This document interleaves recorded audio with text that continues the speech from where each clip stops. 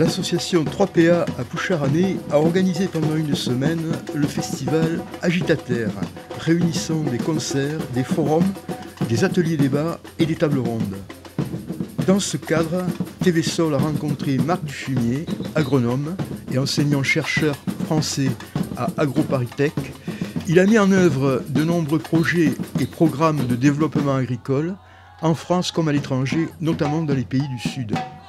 Il plaide pour une agriculture inspirée de l'agroécologie et il est partisan d'une application stricte du principe de précaution en ce qui concerne la culture des plantes transgéniques OGM. Alors Marc Dufumier, nous parlons beaucoup de réchauffement climatique. Est-ce que l'agroécologie peut apporter justement une solution pour éviter le drame ? Écoutez, une agriculture inspirée de l'agroécologie, d'abord, doit s'adapter à ce réchauffement climatique qui nous est annoncé et à ses conséquences, à savoir des fréquences et des intensités accrues des accidents climatiques.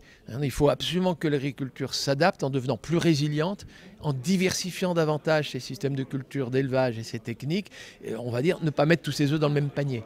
Et l'agriculture, face au réchauffement climatique, peut contribuer éventuellement à atténuer ces émissions de gaz à effet de serre, parce que l'agriculture participe quand même aux émissions de gaz à effet de serre, à travers le gaz carbonique qui est dégagé quand on laboure un sol, à travers le méthane quand un ruminant rumine, à travers le protoxyde d'azote quand on épand des engrais azotés de synthèse. C'est d'ailleurs ça le principal facteur en ce qui concerne l'agriculture, qui va dans le sens d'un réchauffement climatique croissant. Et l'agriculture peut éventuellement contribuer à atténuer aussi ces émissions de gaz à effet de serre, à les réduire. Elle est capable de séquestrer du carbone, pas seulement pour fabriquer du sucre, de l'amidon, des huiles, puisque c'est des hydrates de carbone dans notre nourriture, mais aussi, pourquoi pas, de la paille, des résidus végétaux, de racines qui se décomposent dans le sol. Et ça permet de séquestrer du carbone dans l'humus des sols. Pourquoi ne pas aussi en séquestrer dans les haies? Pourquoi ne pas favoriser, par exemple, le bois pour des constructions et autres? Donc l'agriculture peut effectivement aussi diminuer ces émissions de gaz à effet de serre et même contribuer à séquestrer du carbone, du gaz carbonique pour atténuer le réchauffement climatique. Oui, l'agriculture, elle est très directement concernée dans les deux sens, s'adapter et atténuer. Alors, il y a eu une bataille au niveau de la PAC. Malheureusement, on pourrait dire qu'elle a été gagnée par l'agriculture industrielle, puisque les industriels aussi, à la limite avec peut-être le soutien des dirigeants de la FNSEA, fait que finalement, plutôt que d'aider ceux qui produisent peut-être à une échelle beaucoup plus humaine, ceux-là qui aussi peuvent résoudre en partie le problème du chômage sont moins aidés que ceux qui détruisent plutôt la vie plutôt que de la faire renaître. Alors malheureusement, il est vrai que la nouvelle PAC qui a été conçue pour 2014-2020 ou 2015-2021, qu'importe, mais pour les 6 années qui viennent, ne correspond absolument pas à une incitation pour les agriculteurs à faire évoluer leur système de production en s'inspirant de l'agroécologie. Pas du tout. C'est pour l'essentiel des primes à l'hectare. C'est pour l'essentiel une incitation donc à chercher à agrandir l'exploitation, quitte d'ailleurs à pouvoir ainsi amortir au plus vite le matériel. Et c'est donc indirectement un encouragement souvent à la monoculture, à la simplification des rotations et des assolements. Cette agriculture industrielle qui est destinée à produire à grande échelle, ce n'est pas non plus celle effectivement qui va créer des emplois.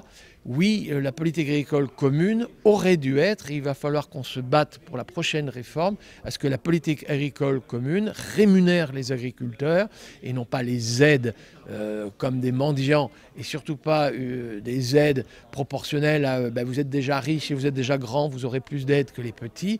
Il faut que ce soit des rémunérations du travail, c'est-à-dire que cette rémunération encourage les bons produits de terroir, bio, encourage les circuits courts et rémunère les produits de proximité et rémunère aussi toutes les fonctions environnementales que peut faire l'agriculture.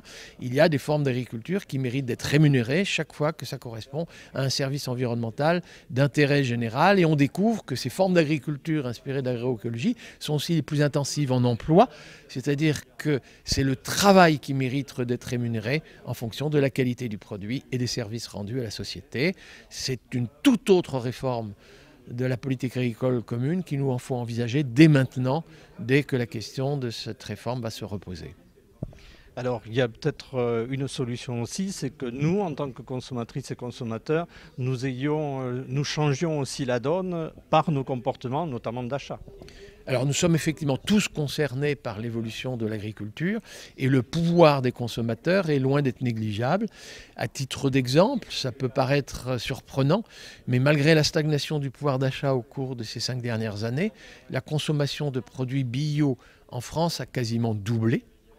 Et pour certains produits bien plus que doublé, et ceci malgré la stagnation du pouvoir d'achat. Preuve que quand même, la prise de conscience qu'une alimentation saine, dépourvue de pesticides, d'hormones dans le lait, d'antibiotiques, dans la viande et des choses comme ça, pour des raisons y compris de certification, éviter par exemple le cheval dans le bœuf ou dans les lasagnes de bœuf et ce autres, on voit un nombre de consommateurs qui, malgré la stagnation du pouvoir d'achat, optent pour consommer autrement.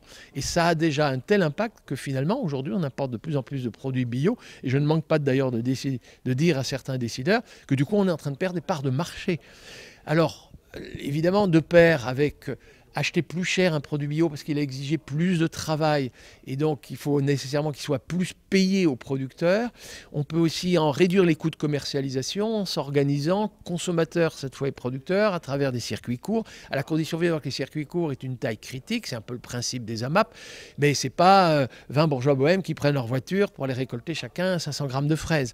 Essayer d'organiser un petit peu ces commercialisations en circuits courts, la relation plus directe entre producteurs et consommateurs, découvrir pour les producteurs ce que sont les vrais goûts des consommateurs et non pas ceux formatés par les grandes et moyennes surfaces. Et pour les consommateurs, très important, comprendre les contraintes des agriculteurs pour répondre à un cahier des charges qui correspond à un produit de haute qualité sanitaire, gustative et environnementale. Donc oui, le pouvoir des consommateurs, le rôle que nous devons jouer, y compris à travers les associations de consommateurs, pour comprendre que qu'on évalue un peu la qualité-prix. Il ne faut pas prendre le prix, le seul coût d'aller pas cher dans un rayon de supermarché qui en fait nous coûte très cher parce que en fait ça nous coûte en impôts, nous payons des impôts pour retirer les algues vertes, pour que l'eau devienne potable en France, on paye des cotisations de sécurité sociale pour effectivement nous guérir les uns les autres de maladies qui proviennent des pesticides. Donc il nous faut nous éviter ces coûts-là et donc le consommateur doit prendre conscience que les prix les plus bas sont parfois ce qui lui coûte le plus cher. Et vous avez donc notamment écrit un ouvrage qui s'appelle « Famine au sud, malbouffe au nord. Comment le bio peut nous sauver » aux éditions du Nil. Alors, est-ce que vous pouvez nous en dire un mot? Très clairement, les famines au sud résultent pour l'essentiel de gens qui sont trop pauvres pour acheter une alimentation qui pourtant existe. Il y a surplus de produits vivriers dans le monde par rapport à ce qui serait nécessaire pour que tout le monde puisse se nourrir, mais des gens trop pauvres ne parviennent pas à les acheter, et ce sont des usines d'éthanol, des usines d'agrodiesel, des usines d'aliments du bétail, ou des gens riches qui se permettent de gaspiller, qui achètent, parce qu'ils sont solvables, une production qui existe et qui échappe à des gens plus pauvres. Et si on regarde pourquoi les gens sont pauvres là-bas, c'est parce que ce sont souvent des paysans, ou alors des gens qui ne sont plus paysans mais qui l'étaient, mais qui ont été obligés de rejoindre les bidonvilles, parce qu'avec nos exportations de surplus de céréales, nos exportations de sucre, nos exportations de poulet tout venant, nos exportations de poudre de lait, nous avons ruiné les basses-cours là-bas, nous avons ruiné les petits éleveurs laitiers là-bas, et des gens qui, concurrencés par nos excédents de surcroît, subventionnés, ou en tout cas qui résultent d'agriculteurs qui ont, eux, été subventionnés, eh bien, ces agriculteurs non compétitifs ne parviennent pas à dégager des revenus suffisants,